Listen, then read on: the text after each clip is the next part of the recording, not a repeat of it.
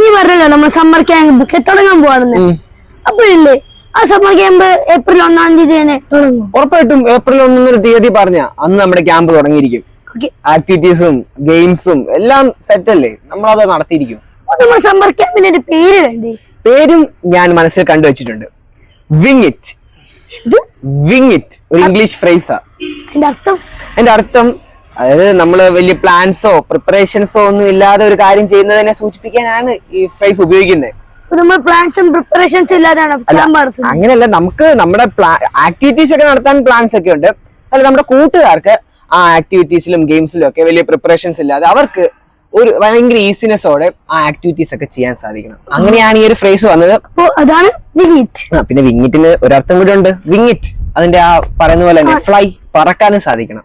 അപ്പം രസകരമായ രീതിയിൽ വലിയ മുന്നൊരുക്കങ്ങളില്ലാതെ ആക്ടിവിറ്റീസിൽ പാർട്ടിസിപ്പേറ്റ് ചെയ്ത് ആകാശത്തോളം ഉയരാൻ നമ്മുടെ കൂട്ടുകാർക്ക് സാധിക്കണം. അതാണ് വിങ് ഇറ്റ്. സമ്മർ ക്യാമ്പ് എല്ലാവരും ജോയിൻ ചെയ്യണം. അപ്പം വാട്സ്ആപ്പ് ഗ്രൂപ്പിന്റെ ലിങ്ക് നമ്മുടെ കമന്റിലും അല്ലെങ്കിൽ ഡിസ്ക്രിപ്ഷനിലും നൽകാവുന്നതാണ്. ഗ്രൂപ്പിൽ അംഗമായി നമുക്ക് ഇത്തവണത്തെ അവധിക്കാലം ഒരുമിച്ച് തന്നെ രസകരമാക്കാവുന്നതാണ്. Wing it.